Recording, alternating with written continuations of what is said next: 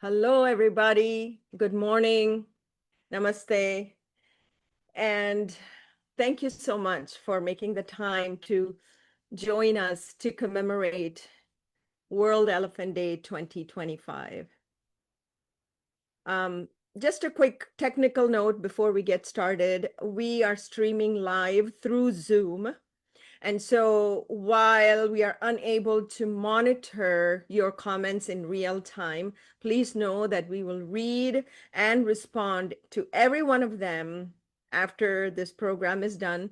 Also, there's probably going to be a 30-second delay because when it comes from Zoom into Facebook, there's like a 30-second delay. So just hang tight. We are all good to go. We are so excited. So we have a very, very special, short and sweet program lined up for you, filled with sacred moments, powerful stories, and inspiring insights. My name is Sangita Iyer. I'm the founder of Voices for Asian Elephants, and it is a profound honor to be your host today. But most importantly, it's a great privilege to be a voice for our precious elephants around the world, in particular in India. These gentle giants are facing immense challenges right now. Reckless development and human expansion threaten their very existence and disrupt the sacred bond that India has cherished for centuries with these majestic creatures. The living embodiment of Lord Ganesha, the remover of obstacle, and the keeper of wisdom. This is how we worship elephants in India. But now the situation has completely changed for the worse. So we will explore this deeper in our program. I will leave it for a little bit later, but very first, it is my absolute joy to welcome a truly remarkable soul, Nina Rao.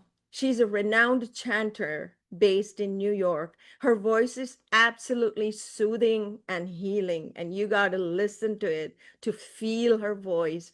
Just close your eyes and feel your voice. Nina will invoke the divine blessings of Lord Ganesha through sacred mantra chanting, calling for protection and wisdom, not just for the elephants, but for all decision makers entrusted with their future.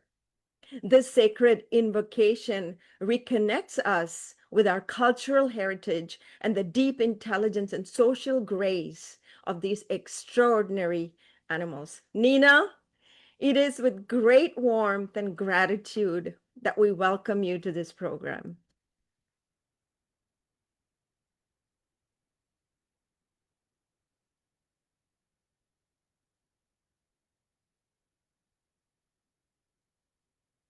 You're muted.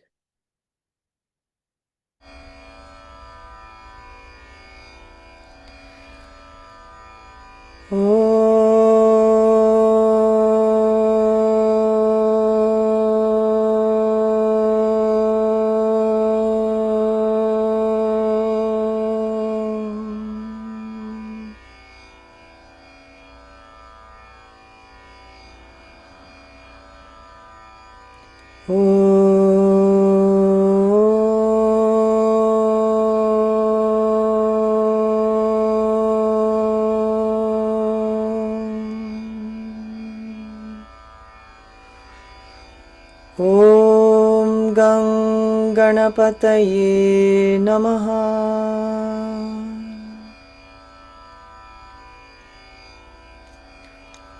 So this prayer that I'll chant now is a hymn to Lord Ganesha. As Sangita said, he is the remover of obstacles, and these obstacles are often just the own obstacles of our own minds, and also the keeper of wisdom. May all of us who wish to protect elephants and all the wild beings receive the blessings of Lord Ganesha in the form of Vinayaka.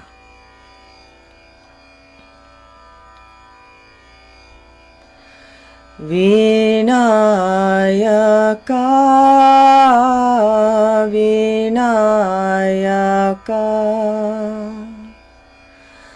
Vinayaka, Vinayaka, Vinayaka, Vinayaka,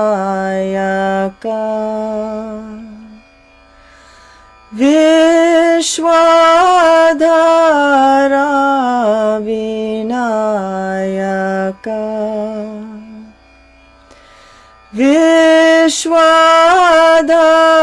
Vishwadhara, Vinayaka,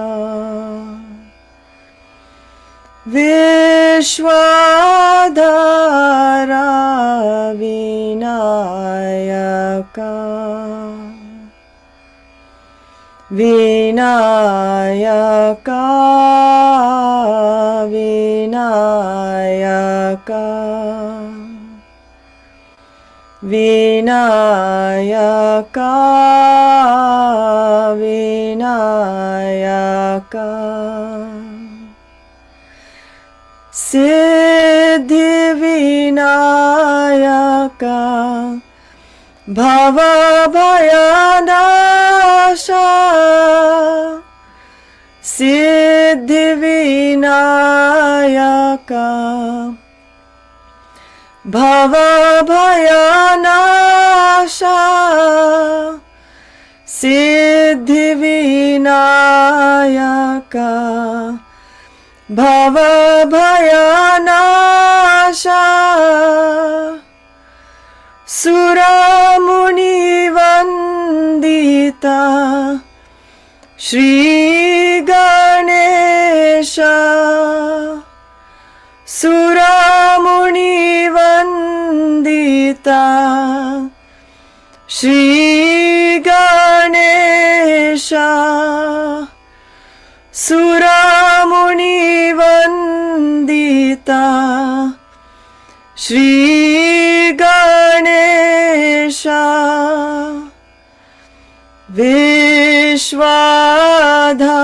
Vishwadhara, Vinayaka,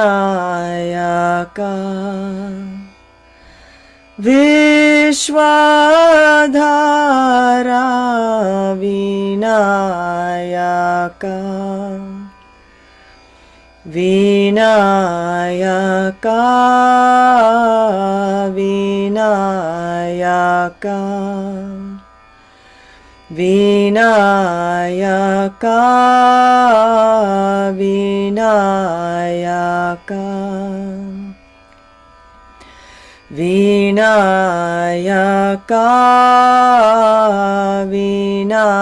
Vinayaka, Vishwadhara, Vinayaka, Vishwadhara, Vinayaka,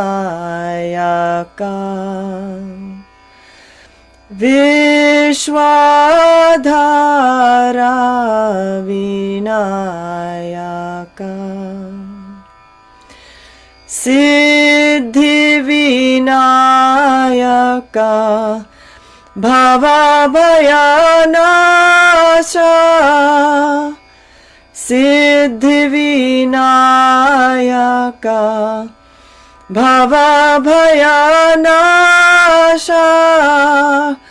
Sura Muni Vandita, Shri Ganesha, Sura Muni Vandita, Shri Ganesha, Vishwadhara, Vinayaka, Vishwadhara, Vinayaka, Vinayaka, Vinayaka, Vinayaka, Vinayaka, Vinayaka, Vinayaka.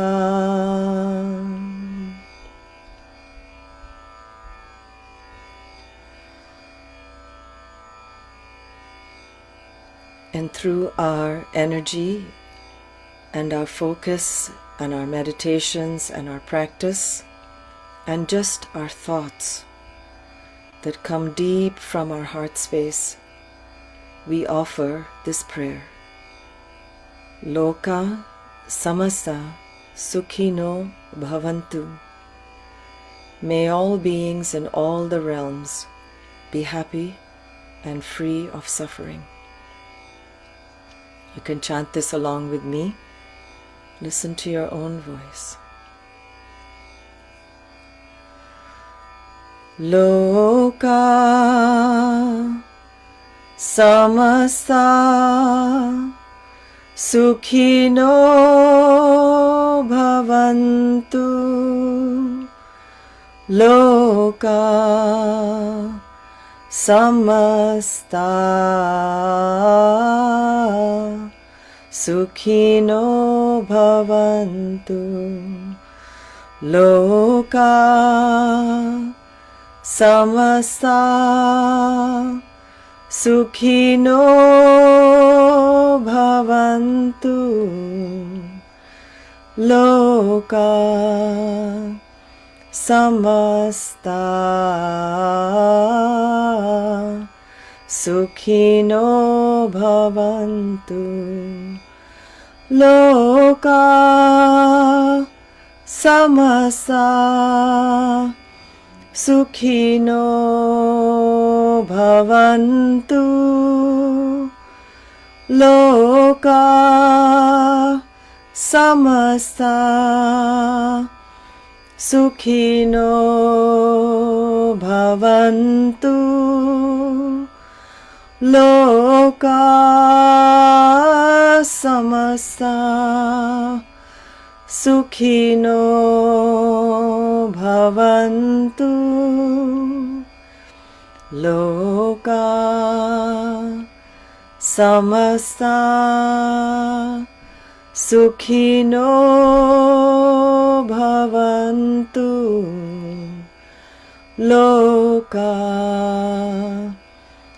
samasta sukhino bhavantu. Loka samasta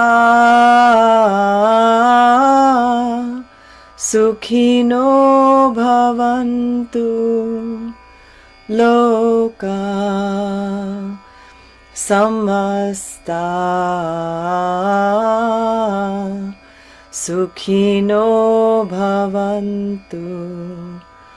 Loka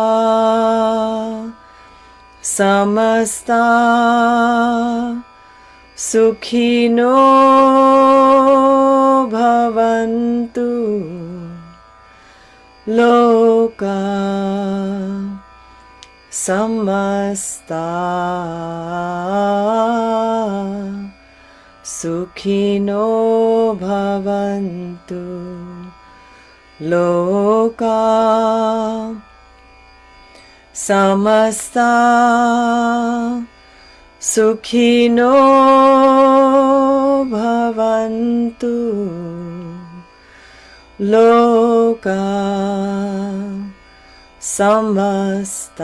Loka samasta sukhino bhavantu. Loka samasta sukhino bhavantu. Loka samasta sukhino bhavantu.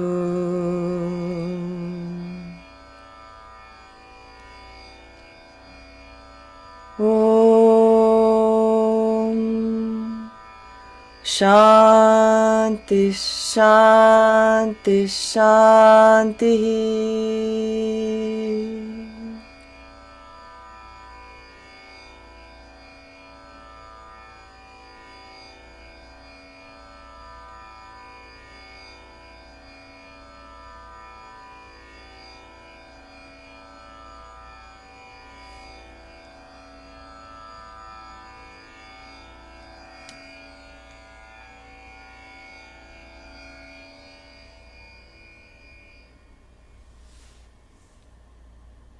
Thank you so much, Nina, for that deeply moving and powerful invocation. Your voice truly awakened the spirit of Lord Ganesha and reminded us of the sacred connection we share with elephants. So we really appreciate you taking this time. Now, before you go, Nina, do you have any message you'd like to share with everyone on this World Elephant Day?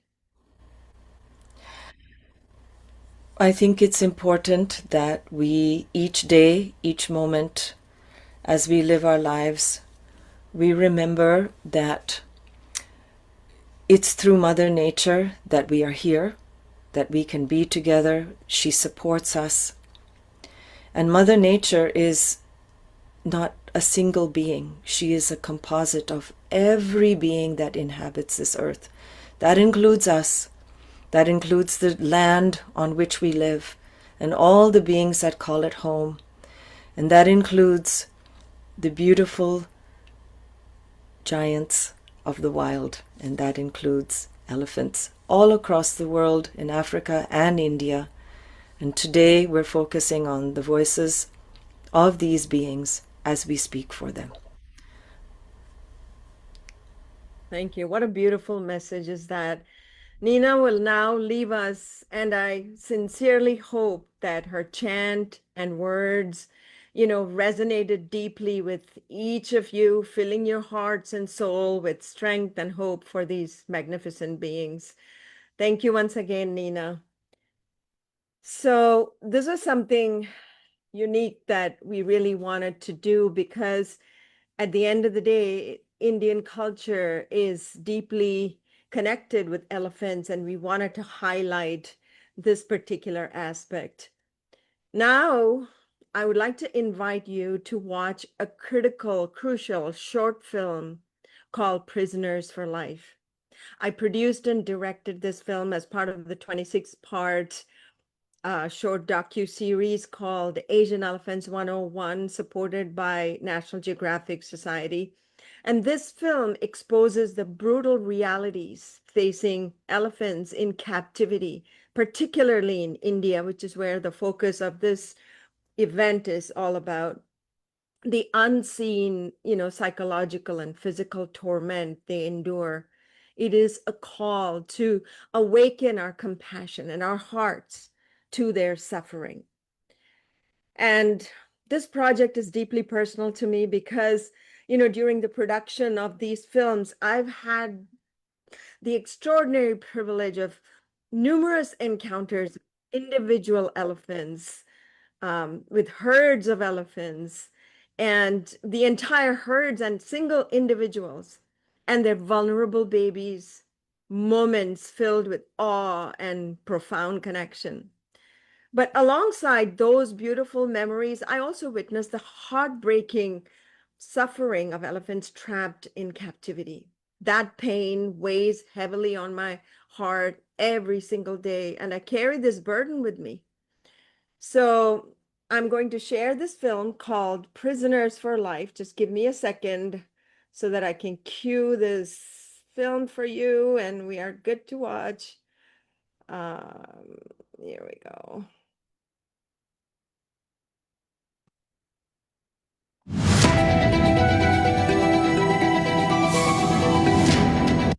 Hold on one second. Sorry, there was a technical glitch. Hold on a second. Sorry. Let me just pull that up here again. As always, sometimes there's technical glitches. So just bear with us. And here we go.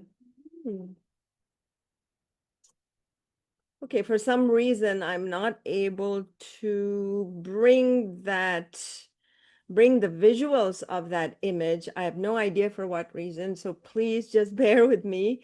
We'll try to get this thing sorted out, and I'll show you at least a short segment of this film. I was hoping to share with you the entire 7-minute film, but unfortunately that's not happening today as technical stuff. And believe me, before I joined you guys, I ensured that I checked it out, made sure that everything was perfectly okay, but sometimes you get tested. And so we just have to go with what we have. So just give me one quick second. Sorry, guys. And I'll cue it up within a second. Ay, ay, ay, ay. The power of technology, right? Yeah, here we go. So I am just going to play a segment that actually features Jessica, who's actually going to be she's going to be interviewed soon after this, and I'll introduce you to her. But I'm just downloading that image, so it's probably going to take a second. And as soon as I have it, I will feature it. So thanks for bearing with this technical glitch, which I really never anticipated, and I don't like that when it happens. So let me just try to play this and see if this. Jessica Bell Rizzolo. Okay, perfect. This one works for some reason, and the previous one did not. I just wanted to make sure that it's here. Okay, perfect. So here we are good to go. Here we go. It's part of Prisoners for Life, okay? Dr. Jessica Bell Rizzolo has studied wildlife crime and trans-species psychology. Humans and elephants share the parts of the brain that are susceptible to trauma. So they share that role of attachment in shaping the right brain and in shaping those connections between the right prefrontal cortex and the limbic system. And what basically that means is that that individual's ability to regulate stress and emotion is compromised. So you see what's either called hypoarousal, or the inability to respond adequately, which could manifest as depression or severe agoraphobia, fear of being with other members of your species. Or on the other hand, you can get hyperarousal, which means you have this hypervigilance. You see this when elephants charge with no provocation, or in captivity when they flinch when someone goes near them even though there's no actual danger. They're expecting danger. Watch this elephant flinch as his handler approaches him. He's suddenly alert, but in a few seconds he settles down, realizing that he won't be punished. In the wild, elephants wander across vast areas, 16 to 18 hours a day, feeding on as many as 400 plant species in order to meet their nutritional needs. But here, they are shackled in cruelly short chains day and night, forced to stand in their own urine and excrement. So that's the real life of elephants in captivity. And the images, the videos that you saw were from a temple. Actually, there's a temple called Guruvayur Temple, which is located in Kerala. And they call it the Captive Elephant Sanctuary. I mean, look at the play of words. It's not a sanctuary, it's actually a prison. That's why this short film is called Prisoners for Life. And because we were unable to feature the entire film, what we are going to do is maybe tomorrow or maybe by the end of the day today, we'll feature the entire 7-minute long documentary for you. But now what I would like to do is, I wanted to kind of give you a short, maybe a sense of what these elephants go through. And I sincerely hope that the film has touched your heart as deeply as it has mine. The story of these elephants is, one of immense resilience in the face of unimaginable hardship. But it is also a powerful reminder that freedom is not a luxury. It is a fundamental. And now you have the rare opportunity to meet Dr. Jessica Bell Rizzolo, who was interviewed for the film, and hear firsthand about her groundbreaking research on elephant trauma and resilience. I'm proud to share that Jessica is now on our Voices for Asian Elephants board. Jessica's insights reveal, why protecting these magnificent beings and their freedom must be at the very heart of our conservation efforts. So, Jessica, thank you so much for those powerful insights in that short film. I'm sorry I had to cut it short. I had technical glitches with the entire film, but here you are live, and you can help us better understand the deep wounds that elephants carry from captivity and the impact on their families and culture. So, I have a few questions for you. Your research touches on some of the most profound and heartbreaking aspects of elephant lives, the trauma of being torn from loved ones, the loss of their ancestral knowledge, and the emotional scars that just don't fade away. So, my first question to you is, how does the traumatic experience of capture and separation from their families impact the elephant's social structures and cultural traditions which are passed down through generations? Thank you, Sangita, for that question. And thank you for having me here today. It's a real privilege and honor. So, as many of you might know, elephants are profoundly social species. So that means that not only are their bonds with their mothers and their siblings important, but with the generations before them. And there's a lot of cultural knowledge that gets passed down through these multi-generational structures. And what happens when you separate elephants from their mother early on, as often happens with calves being taken for captivity, is it leads to something called developmental trauma. So that means that that course of normal development, the way that elephants develop is through interactions with their mother and their siblings and their grandmother, and that is what leads them to be able to emotionally regulate, to be able to know how to interact with other species and with members of their own species. And so what happens is when those animals are captured early, in particular, their brains and their regulatory systems never properly develop. And so then if you have additional traumas such as human elephant conflict or anything like that, they're not able to really respond in a way that is adaptive. And so you just have this piling on of traumas of being unable to regulate, as I mentioned in the film, the hypoarousal or the hyperarousal. Mm-hmm. Now, during your research, did you, encounter any elephants behaving in this manner? Um, is there any incident that just stood out to you and just cut through your heart so deeply that you felt the need to, do something about these elephants? I mean, to protect these elephants. Absolutely. So I remember in particular one elephant who was a male elephant who had been brought into a sanctuary, but he, based on the history that we know of, had been separated from his mother very young and gone through the breaking ceremony very young. This was in Thailand. And he had numerous symptoms. One was that he would charge without warning. Something would seemingly aggravate him. But one thing in particular, and many of you may have noticed this if you've ever seen elephants in captivity, is what we call the stereotyped behavior. And these are really heartbreaking to watch. So in particular, this elephant would rock back and forth repetitively. And there were other visitors at the time, and they said to each other, "Oh, look, that elephant is dancing." And that was heartbreaking to me because not only is he in deep distress, but the humans weren't able to understand the signal that he was giving. The signal he was giving was that he was in deep distress, and there was that mark of trauma still. And we have to learn to understand how elephants communicate with us and how they communicate with their bodies and how those memories are stored in their bodies, and then they're communicating that.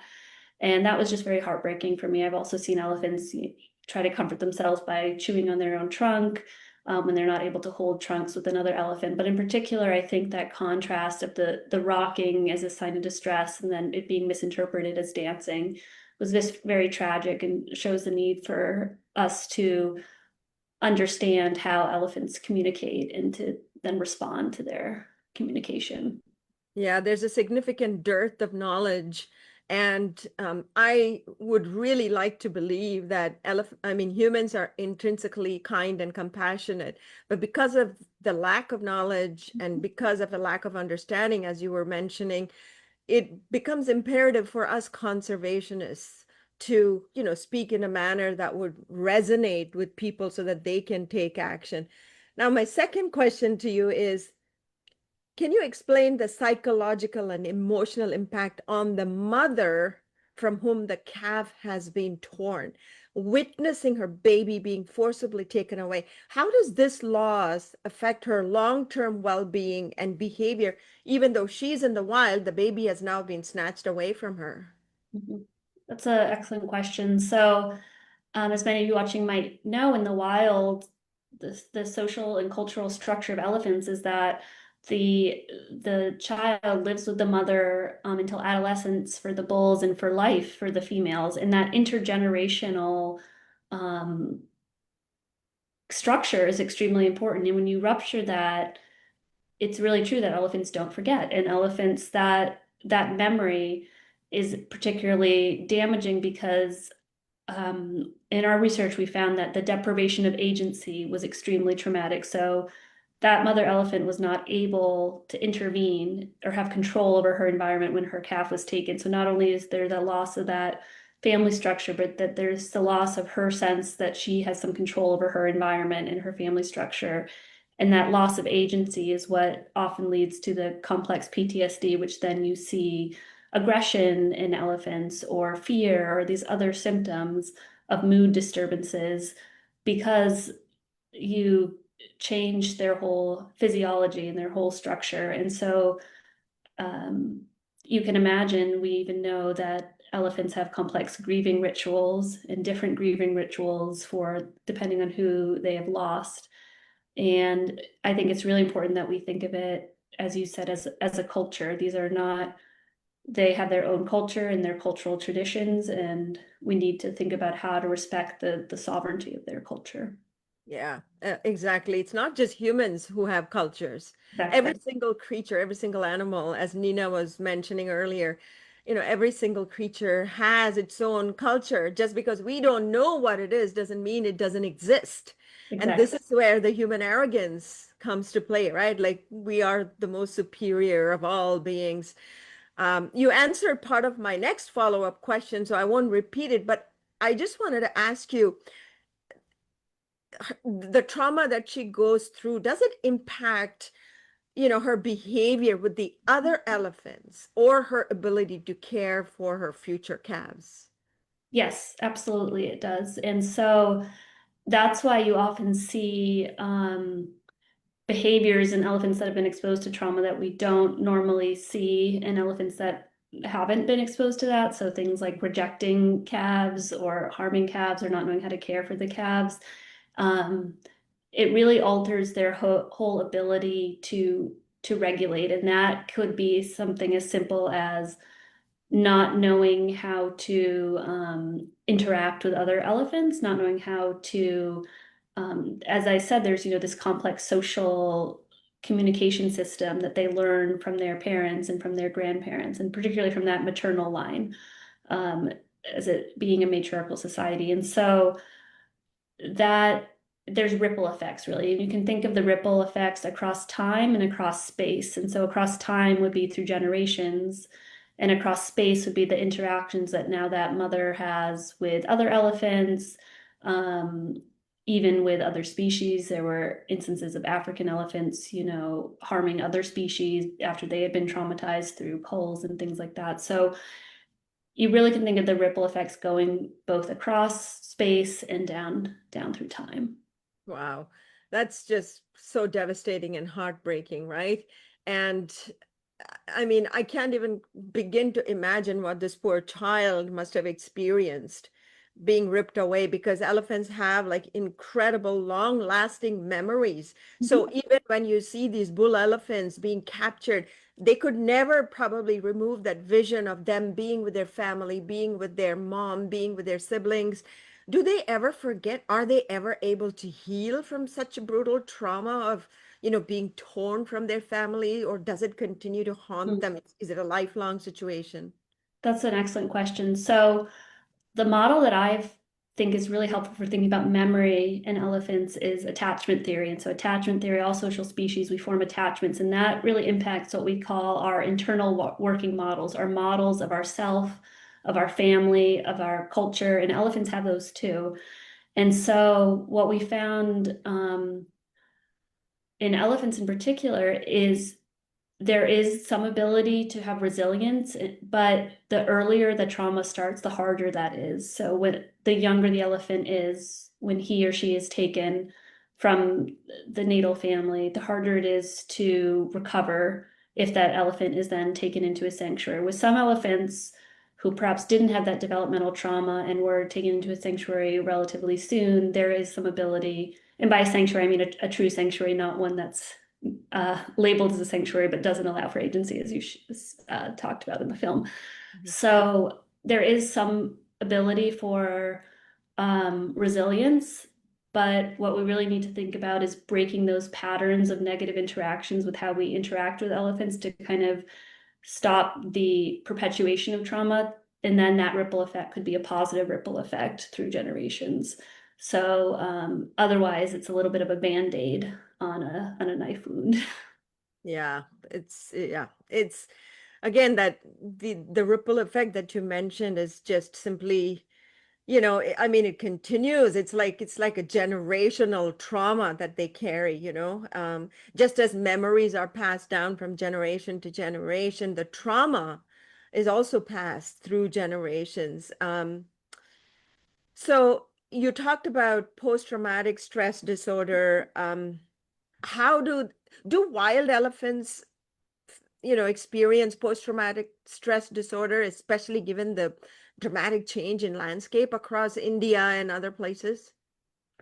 Yes, yes, they do. And we can think of trauma not just in the sense of individual actions towards elephants, but we can think of cultural traumas. So loss of ancestral homelands, dispossession of land, I think, as you referred to, with the fragmentary landscapes and trying to restore some of those quarters. That's why that's so important.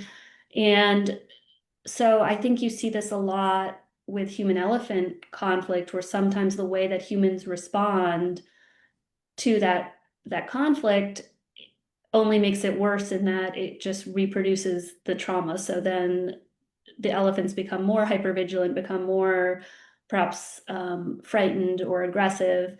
And so it can create this negative feedback loop. And so we can think of different types of trauma too. We can think of developmental trauma, which happens when the animal is separated early from his or her mother.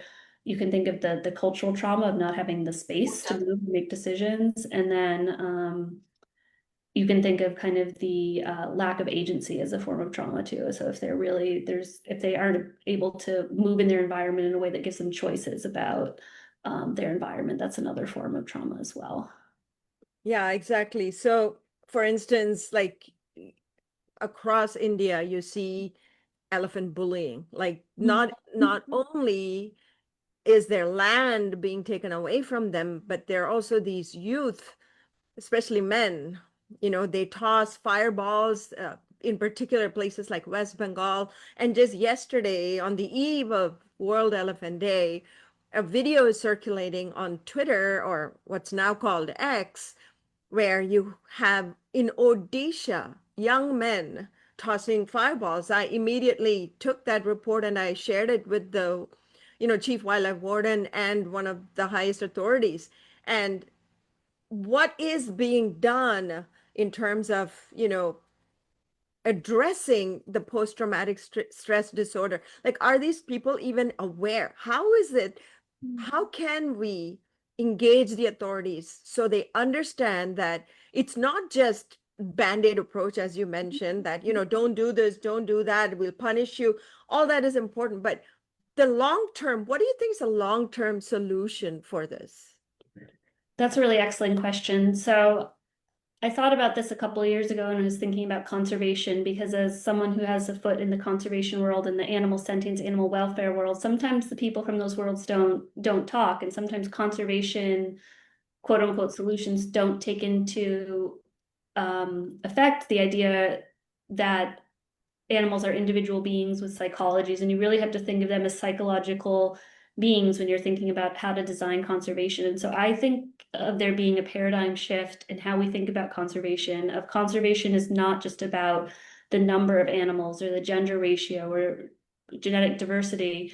It's also about preserving the culture and how we can find conservation solutions that respect the integrity of wild animal culture.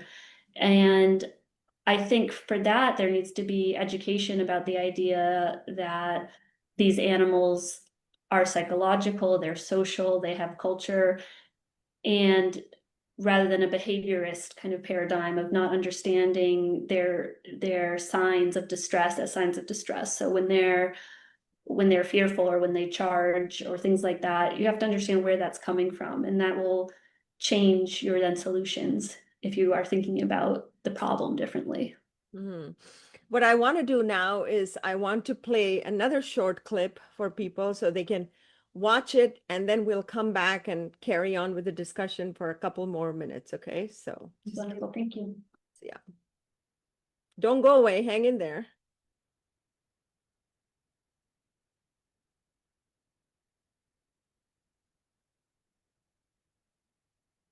Elephants are swollen and deformed from a lack of exercise. Occasionally, they get to walk a few steps. The ankles of most elephants are swollen and deformed from a lack of exercise. Occasionally, they get to walk a few steps and carry the palm branches. But other than that, they'll remain shackled here for the rest of their lives, bored out of their minds. You also see stereotyped behavior, so that's where an elephant is rocking back and forth like this repeatedly, biting their own trunk. Such behaviors are symptoms of post-traumatic stress disorder, or PTSD. It's caused by years of abuse, and it ruins the animal's ability to think.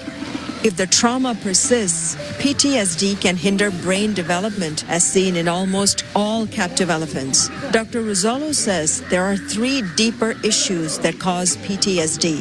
The first would be that deprivation of agency. So if that elephant is unable to make basic decisions about his or her life, who to mate with, when to have social interaction with another elephant, how long to stay with the mother, that could really impact the right brain development.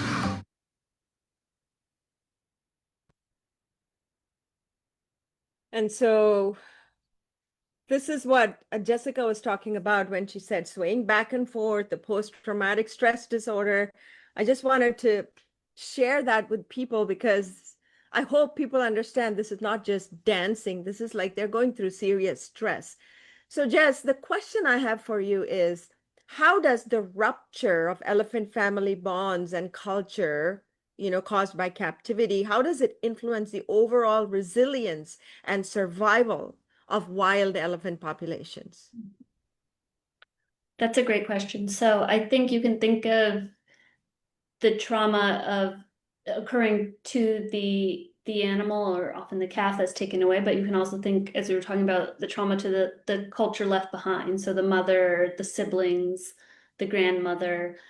And so then from this lens of trauma, then you're thinking about, again, the hyperarousal or the hypoarousal. So to survive adaptively, elephants need to be able to make the most of their cultural resources and their social resources and to thrive. And so when there's hyperarousal, then just from a very basic perspective, they're using a lot of energy and time in response to threats that might not be threats, rather than focusing on, finding enough food or traveling the distance that they need to travel. The stress, you can think of it just as humans, that repetitive stress wears down their systems and their psychology. And so when we think about resilience of wild elephants, I don't think you can divide the plight of captive and wild elephants, right? They're one species, they're biologically one species, they're socially and culturally one species. So we have to think about, rather than dividing them into those two, that kind of false dichotomy of how the two interact. And I think using that lens of stress or trauma is useful for thinking about how to design then interventions of what interventions can we use to lower that stress to increase their resilience. And that's the key here, because a lot of people don't understand that elephants will always be wild. They will never lose their wild instincts. There's no such thing called domesticated elephants. This is a myth. And so I'm really glad that, you kind of explained that their behavior will not change whether in captivity or in the wild. And in captivity, they're controlled to an extent that they're completely traumatized, and then they turn around and they're so terrified that they turn around and they kind of like maybe even kill the person who's supposedly his or her caretaker. So given that this World Elephant Day is focused on matriarchs and memories, I wanted to ask you, does the removal of key individuals such as matriarchs or mothers have cascading effects on the health and survival of the entire herd? How does it impact the entire herd? You kind of addressed that when it came to the population. Now I'm talking about the herd. The individual, the herd. Yeah. So on a smaller level, yes. So I think it comes across in that, again, the thinking about the memory being a way of transmission of knowledge. So the memories are not just experiences. Memories are a way of knowing how to interact in your environment in a way that you are psychologically thriving and physically thriving. And so, for example, I've seen elephants who were taken away from their mother, then they're put back in kind of a herd, for example, in a sanctuary, and then they don't know how to interact with other elephants. They get very fearful, they get anxious, they don't know how to interact. And for elephants, social interaction is not just a nice thing to have, it's essential for their well-being. It just as you see in humans who have been in solitary confinement or things like that, that's not how humans are meant to live, and that's not how elephants are meant to live. They're meant to be social, and when you take that away from them, you're taking away something as essential as food or water or space. And so on the herd level, I think you see, again, that kind of ripple effect of not knowing how to adaptively make use of those social bonds. And that has to be kind of relearned in a sanctuary environment or relearned through humans' stewardship of the land or restoration of herds. I hope that answers your question. Yeah, and it's kind of similar to like if you took like a child from one family, human family, and just put that child in another human family, can that child survive or thrive? It depends on the family members. It depends on, whether they can give the same caring and concern that the original family had.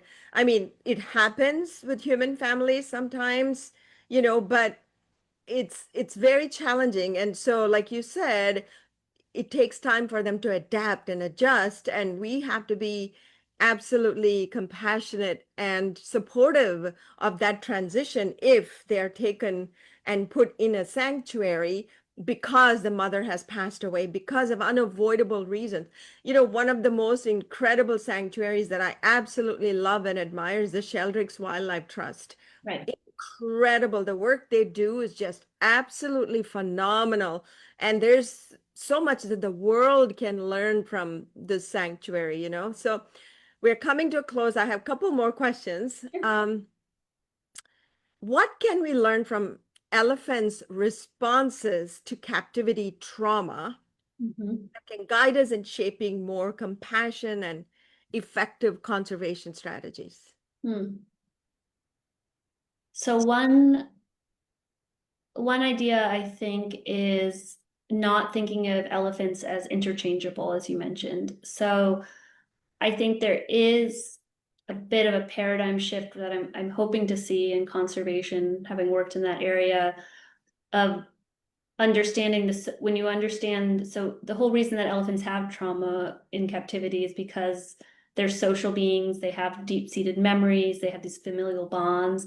And so what that teaches us is then when you look at them in the wild, is a response such as, I mean, the worst example, of course, in Africa was culling and things like that. But when those are things like that are deemed conservation, well, how is it really conservation when you're damaging the social cultural fabric? So the way I think that's more useful to think about conservation is what I write about as parallel sovereignty. So how do we respect human rights, and how do we respect the rights of those elephants to get what they need, and then finding solutions? So that might be trying to, compensate people for land that's in their quarters and rebuild those quarters.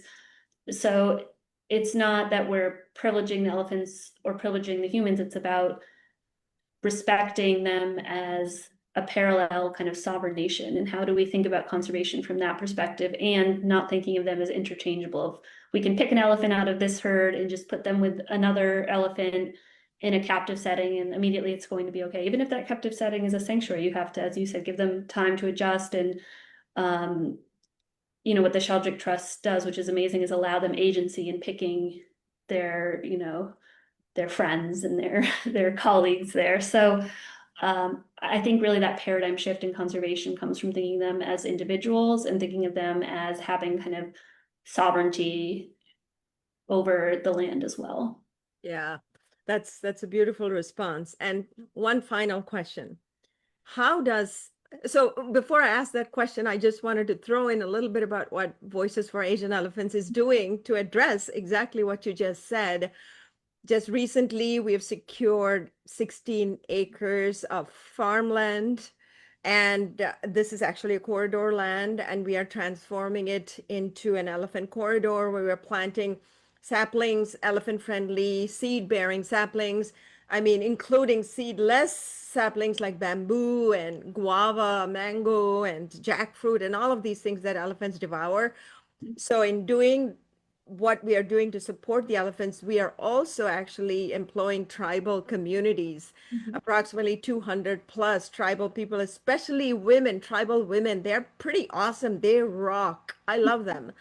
And I know you and I are going to go and meet them early next year. So you're going to see how incredible they are. And so I just want to throw it out there that you're absolutely right. Addressing like the parallel, comforts between humans and elephants. It's not always about, oh, elephant, elephant, elephant, or human, human. There has to be a balance, right? And so I just want to throw that out there. And that's what our auction is all about, which is what I'll come to you in just a matter of second.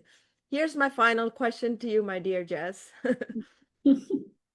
How can understanding elephant trauma influence policies or interventions that aim to improve their welfare, both in captivity and in the wild? Let's face it, there are approximately 2,500 captive elephants across India, if not more.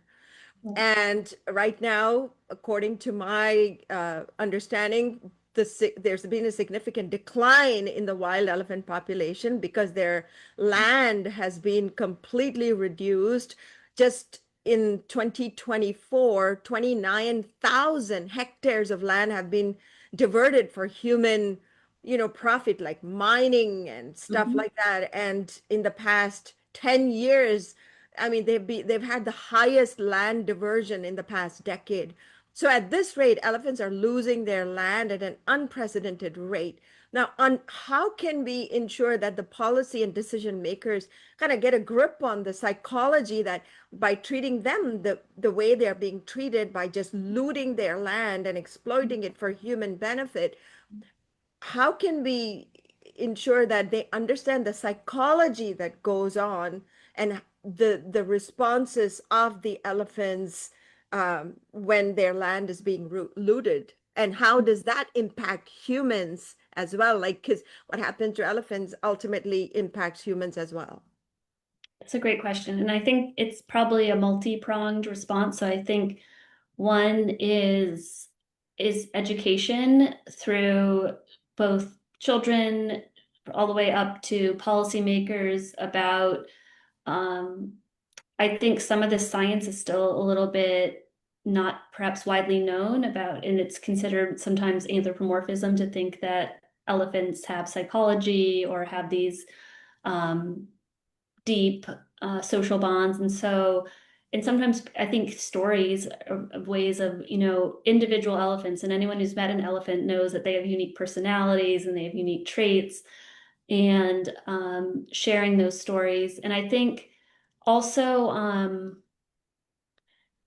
then thinking about, I think we need people from all sectors. So we need educators, we need legal experts working on animal law, and there's some wonderful initiatives um, in people in that realm of law, of trying to protect elephants, and not just in India but in other countries as well.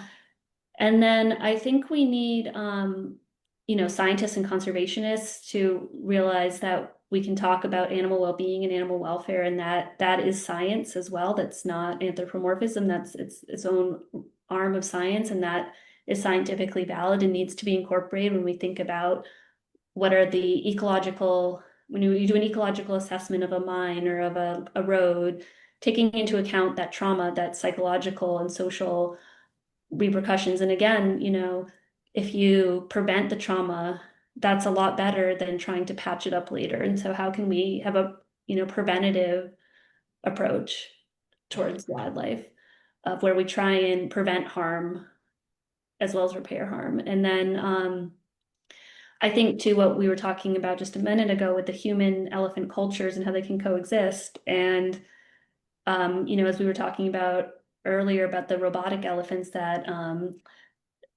Voices for Asian Elephants is doing, where the idea of, so sometimes, with the wild elephants, that we have to find a way to coexist, but how can we then remove kind of elephants from some of the worst environments where there really is no possibility, and how can we respect human culture in doing that, and how can we find, to simplify it, a win-win solution? And so the idea of substitutes, of how we can honor human culture and elephant culture, that's a great example of that, of what I was talking about with the parallel sovereignty. So yeah, that's one example. I hope to see that more widespread in the next, years. Wow, beautiful. And so all of these things that we talked about, the robotic elephants, expanding the farmland and Yep. transforming it into wild zones for elephants, rewilding, so to speak. These things would be totally impossible without the support of our amazing donors who are so generously pouring their heart and soul and supporting us in so many ways, by way of donating auction items, by way of donating money, like Ganesh, Hariharan, and Dolores donated big chunks of money for us to. Dolores Whitley donated money for the robotic elephants that you talked about, right? And our own amazing board of directors, David Ezekiel, Dr. Sunitha Sastry, and people on our board, including yourself and all of us, like we collectively have ended up like creating this amazing corridor where elephants can now start moving smoothly, safely, I should say, as soon as we have that area rewilded. So Jessica, listen, thank you so much for sharing your deep knowledge and compassion. And, we are really, really grateful for being such a powerful voice, because I think the way you speak is also easy to understand. It's not scientific jargon. And that is one thing we as conservationists need to remember. And I'm so looking forward to our research paper to be released about education, you mentioned, right? And I'm really looking forward to that, hopefully by the end of this year. And there's so much that Voices for Asian Elephants is doing in the background. We don't keep bragging about it. We just do it quietly. At the end of the day, we also have like some court cases on against captive elephants, the treatment of captive elephants, especially in that same place that you just saw the video in. The video was taken, the Guruvayur Captive Elephant Sanctuary. We have launched a court case, a high court case, and there are moves to hopefully change the way they treat elephants. And so, Jess, thank you for your precious time. And I really look forward to chatting with you on the back end. Thank you for your insights, and we'll continue this conversation. And so I just want to thank each and every one of you for joining us today and for listening with your hearts open. if there's one thing we want us all to take away from this gathering, it is this. Each and every one of us has agency and willpower. Did you hear that? Each and every one of us has agency and willpower. No matter where we live or what we do, we can make a difference in the lives of elephants in every little way, every small way. Right now in Odisha, elephant corridors, the ancient paths that matriarchs have walked for generations, are being severely impacted by reckless development. But together we can help secure and rewild these lifelines, ensuring safe passages for elephants and protecting their culture for generations to come.